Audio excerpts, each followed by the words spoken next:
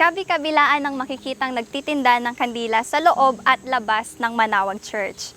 At karamihan sa mga mabibiling kandila sa loob ay produkto ng mga empleyado ng simbahan for extra income. Tara, kilalanin natin ang kooperatibang ito.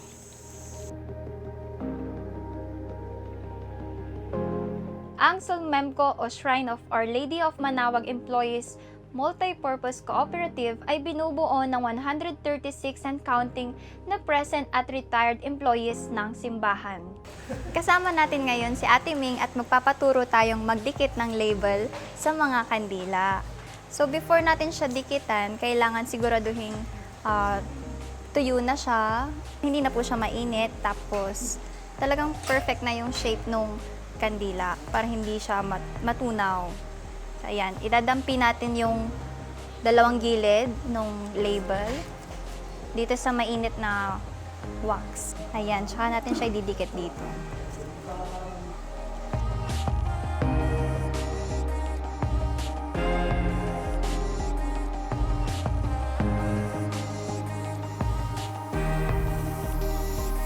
Kung papapiliin ako kung anong gagawin ko dito sa paggawa ng kandila, ito talaga yung pipiliin ko kasi mas madali siyang gawin.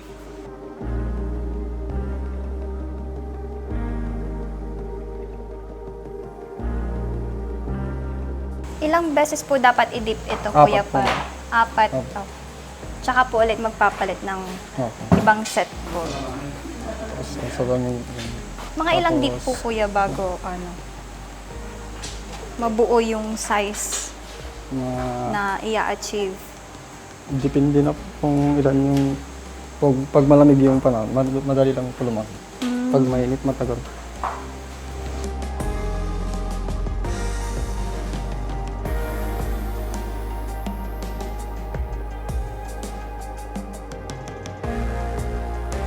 Sa paggawa ng kandila, kailangan talaga ng tiyaga at lakas kasi hindi sila gumagamit ng kahit na anong machine katulad ng nasa isip ng iba sa inyo. Ito ay mano-manong ginagawa. Mano-mano siyang dinidip sa wax dito hanggang sa mabuo yung size na gusto nilang i-achieve. At para dito naman, ito yung pinaka-malaki na size ng kandila na ginagawa nila. Pero kailangan muna siyang patuyuin bago ulit i-dip sa mainit na wax. Ayan.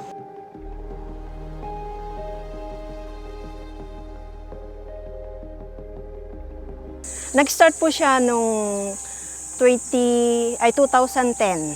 Nag-start po ito kay Father Stephen. Si Father Stephen po, kasi nga nung panahon po sa shrine po, may mga nagdi-deliver na outside din po. Tapos meron ding mga empleyado na pag-isipan ni Father Stephen na ano kaya kung gumawa ng isang kooperatiba na iyon ay para sa mga empleyado, para minsanan na po yung namin, yung mga items na i-deliver para naman makatulong sa mga empleyado ng simbahan. Malaki po ang naitulong ng kooperatiba po sa miyembro, lalo na po sa mga maliliit ang sweldo sa amin. Tapos ngayon, may mga nakapagpaaral na rin sa kanilang mga anak, nakabili ng mga sasakyan nila, halimbawa motor.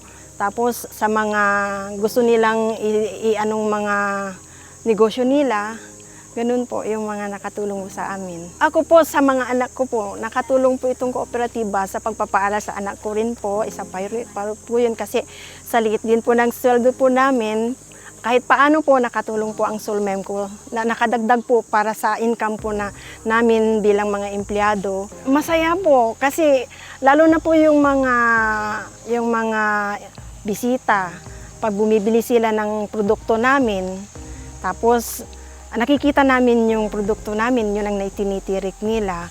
Tuwang-tuwa naman po kami kasi nga yung produkto po namin ay na rin po namin na i-market na po namin sa iba po.